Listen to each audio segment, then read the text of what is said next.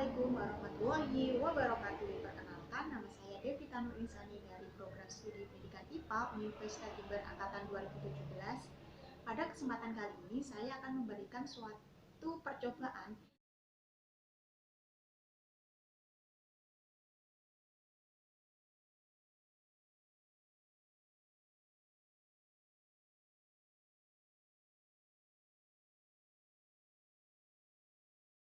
Dalam percobaan ini, alat yang dibutuhkan yaitu kita harus menyediakan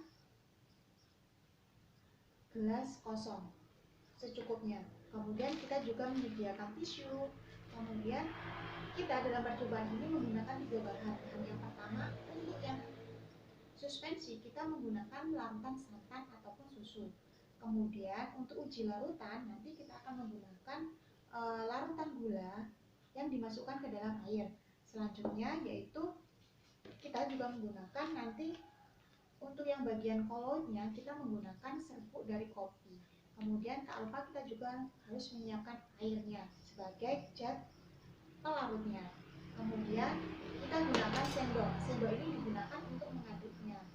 Selanjutnya yaitu kita juga harus menyediakan alat tulis untuk mencatat hasil dari percobaan kali ini. Selanjutnya yaitu untuk uji yang pertama kita akan menguji uji larutan, yaitu kita siapkan terlebih dahulu yaitu kita siapkan 3 gelas kosong, kemudian isi gelas kita tandai yaitu untuk gelas yang pertama nanti kita beri label L. L ini maksudnya yaitu larutan. Kita taruh di sini. Di sini merupakan larutan. Selanjutnya, kita untuk gelas yang kedua kita beri label dengan nama suspensi. Kita taruh di depan gelas kosong tersebut. Selanjutnya yaitu untuk gelas yang ketiga kita beri label koloid. Kita taruh di depan gelas kosong tersebut. Setelah kita membuat label, langkah selanjutnya yang harus kita lakukan yaitu kita memasukkan masing-masing bahan ke gelas. Yang pertama yaitu kita masukkan gula pasir ke gelas yang pertama. Kita masukkan gula pasir. Selanjutnya untuk yang bagian suspensi ini larutan santannya kita aduk terlebih dahulu. Kita aduk, setelah itu masukkan ke gelas yang ketiga. Masukkan secukupnya, tuangkan. Untuk yang bagian koloidnya kita menggunakan kopi, serbuk kopi kita masukkan secukupnya. Setelah kita masukkan masing-masing bahan, tambahkan zat pelarutnya yaitu berupa air. Setelah air kita masukkan seperti ini. Kemudian kalian aduk sampai merata. Semua larutan air ini, larutan garam ataupun bahan berupa gula ini terlarut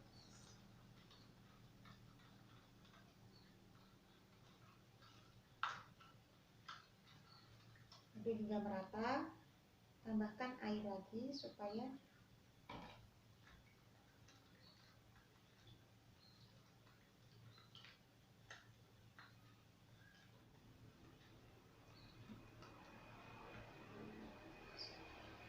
biarkan begitu saja. Kemudian tambahkan zat pelarut ke dalam gelas yang kedua yaitu serbuk kopi. Kemudian kita aduk larutan ini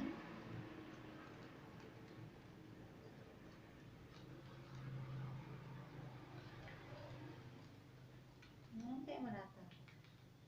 Kalau sampai merata nanti bisa kita ketahui hasilnya itu bakal seperti akan tercampur secara merata.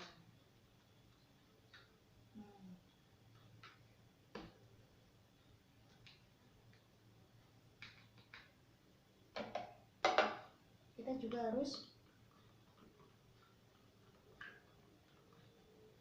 setelah kita selesai melakukan percobaan ini, nanti kita bisa membandingkan hasil. Berdasarkan hasil percobaan yang telah dilakukan dapat diketahui bahwa jika dilihat dari fase dan kestabilannya, dilihat dari gelas yang pertama yaitu dari fase dilihat secara langsung. Untuk gelas yang pertama hanya ada satu fase homogen yang jernih dan stabil. Di sini tidak terjadi suatu endapan jika kita perhatikan secara seksama. Sedangkan untuk gelas yang kedua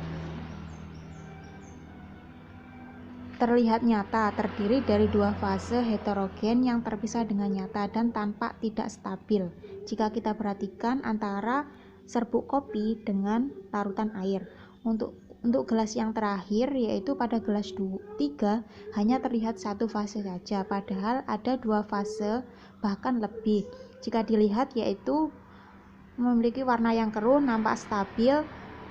Namun campuran ini dapat terpisah melalui reaksi pemanasan ataupun pendinginan. Sehingga dari pengamatan yang telah dilakukan dapat disimpulkan bahwa campuran air dan gula adalah larutan. Campuran air dengan kopi termasuk suspensi. Sedangkan campuran air dan tepung terigu merupakan koloid. Contoh lain dari larutan dalam kehidupan sehari-hari yaitu air dengan gula, air dengan garam, sirup, dan lain-lain. Sedangkan contoh dari koloid yaitu oli, puding, susu, dan lain-lain. Sedangkan contoh dari suspensi yaitu air dengan pasir. Terima kasih telah menonton video ini. Video semoga bermanfaat. Kurang lebihnya saya mohon maaf. Wassalamualaikum warahmatullahi wabarakatuh.